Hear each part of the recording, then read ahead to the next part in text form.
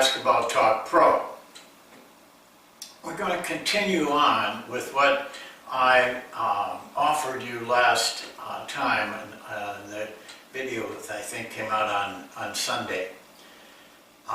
We talked about both defensive rebounds and steals and how they can, the combination can help your team win more games. Because when you control defensive rebounding and steals, in other words, you have more of them than your opponents, you win the game 79% of the time. That's averages over hundreds of games. I think you can trust it. Today, though, I want to just talk about steals because they're so powerful that we need to look at how do we get a larger number of steals. If you get a steal, that possession is the highest possession for production that there is. It's 0.98, almost 1 point for every steal that you get. Sometime last year, about 2 years ago, one of my assistants, that you just heard him, Rick Starzicki, contacted me and said, why don't you do something on deflections? And I had never thought about deflections, but he pointed out that he said, you know, he was with me and played for me. He said, you used to put a lot of emphasis on using the hands when you're guarding a man with the ball, being active. But you see, I wasn't really looking at getting at deflections when I was teaching that. I was more interested in making the pass difficult into the scoring area for cutters and that sort of thing. But I went ahead with it, and I did a couple games, Rick did some games, and I began to realize that most of those, or a lot of those deflections ended up in steals. And air passes was the lowest of getting steals. In other words, intercepting a pass. And in order to do that a lot of times, you have to mess up the rest of your defense. The main area of getting them was deflections. Deflections, we counted it a deflection if a player was digging and knocked a dribble away.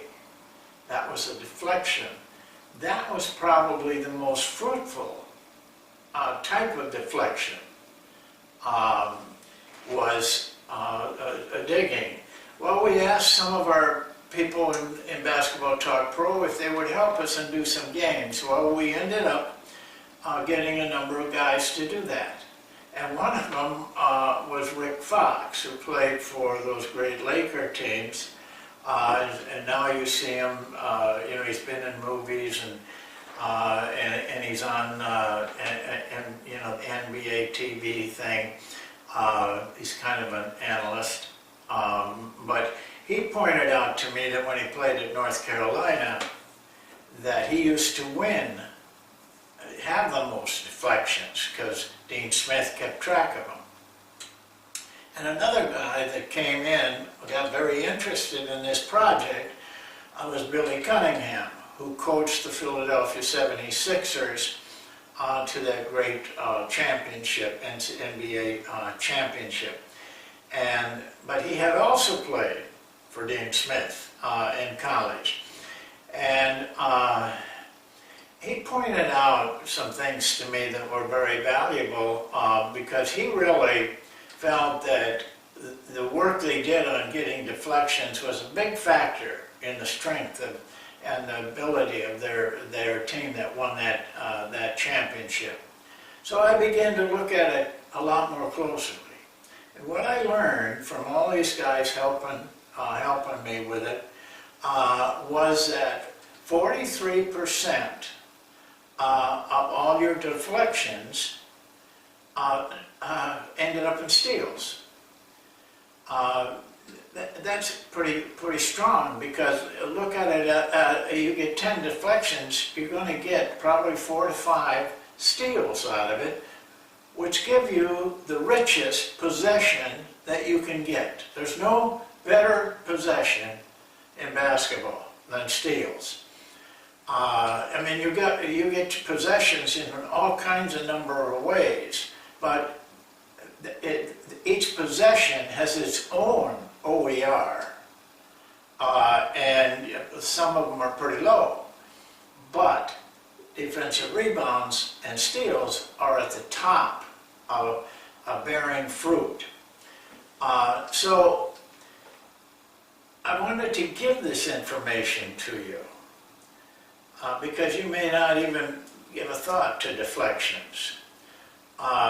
You need to work on it. You need to work on your defensive rebounding. But steals, I don't think many people know how to work it. They just hope that somebody will jump out and intercept a pass. That isn't the best way. But there is something you can do to get the very best way, and that's deflections and digging. I'm going to show you a little drill. It's a very simple drill, but I think that it would help you get started in this area and prove to yourself that you're going to your win and loss ratio is going to improve in the winning area if you can do these two things. And this is the beauty, and this is the need for statistical information. I would never have figured this out if I hadn't had the films and the friends and people that were interested to help. It's a small study, but we have found, though, after tracking it with other games, that it holds true. That if you watch the South Carolina team play, they got a lot of fast breaks off of digging.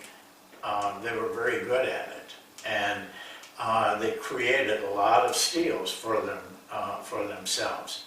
So let me show you now. I'll go to the yellow board and show you just a very simple drill. Most of you probably have run it, but I want to show you maybe some little tips about it that would make the drill a little better for you. So we'll go to that sheet now.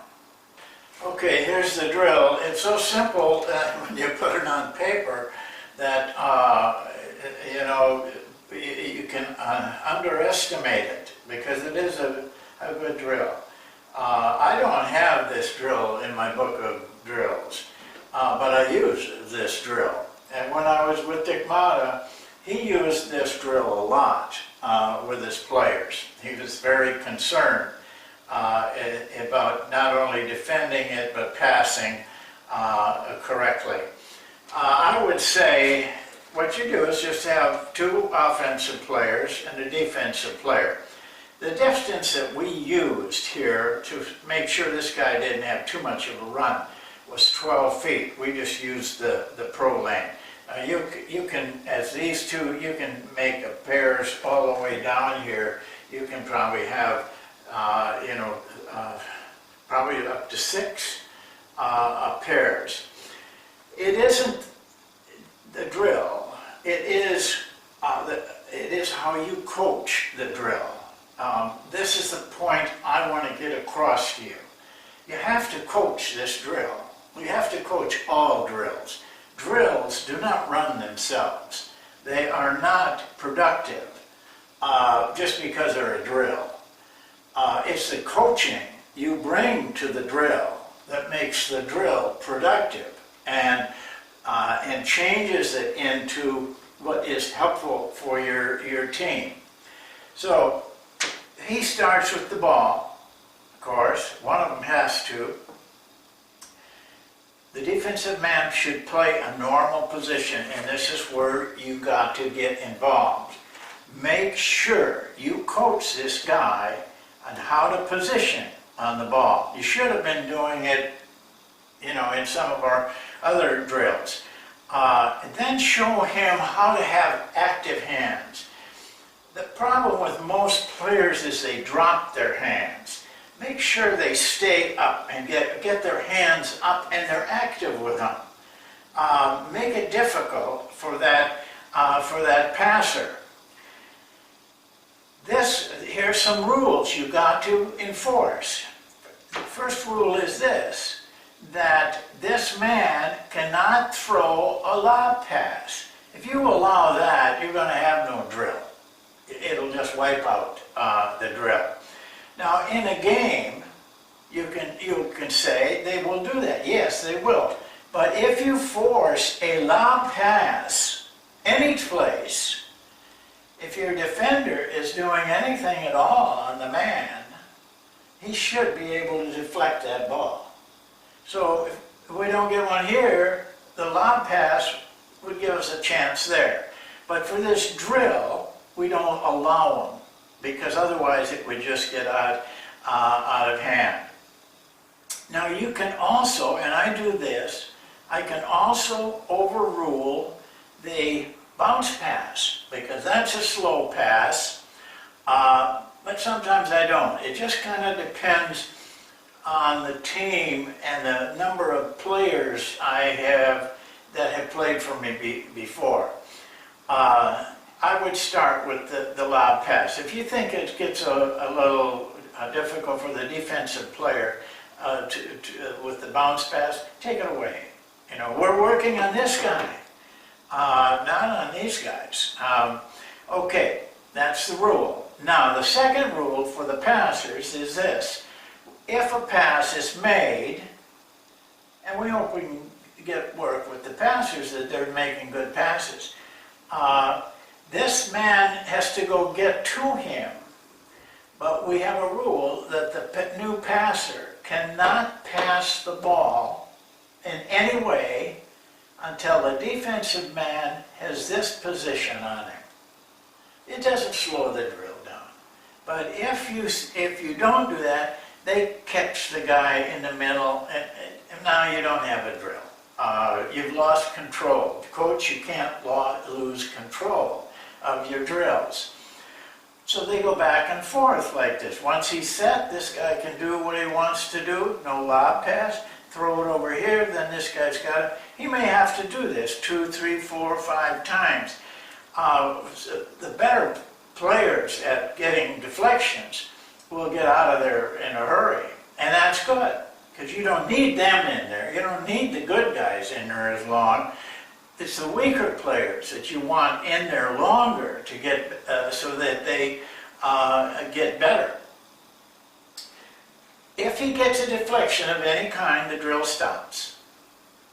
And he gets out, and the passer who was a result of the deflection, resulted in a deflection, goes in to the defensive man.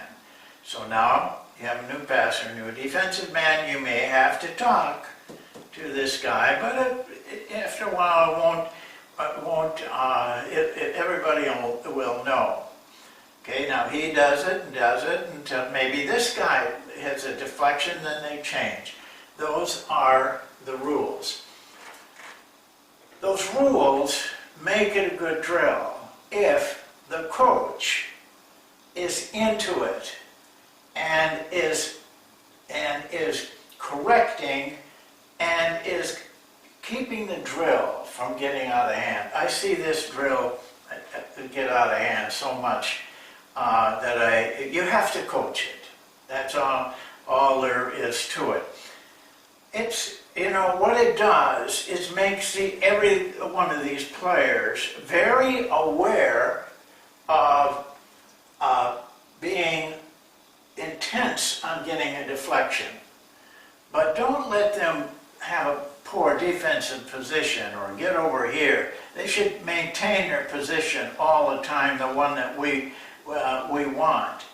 But you make them aware of this, of the importance of this. That's the most, for me, has been the most productive part of running this drill. There's other drills you can run, but I don't know if you can beat this one. You know, if you run it right, and you got a lot of players down here are doing the same thing. You know, I've coached when I'm the only coach. I've coached for the assistants, and I pretty well can control the drill by myself. I see, you know, I might be standing here, but looking down here, I can see when things are getting out of hand, and I correct it right away. It doesn't take long, and the players, if you keep correcting them, it doesn't take long that they catch on. Keep in mind the possessions you get. They are strong possessions, both from a defensive rebound and a steal. Work to get an abundance of those. Enlarge your number constantly. Don't be satisfied with doing it once in a while, but every game, look down at that number of defensive rebounds, steals, compare it to the opponents, and if your number isn't bigger, you probably lost. If it is bigger and you lost, or isn't bigger and even you won, now you have to find out why we're not dominating that particular statistic. Well, that's it for today. We'll see you next time, and we'll continue on with trying to show you ways to help your team.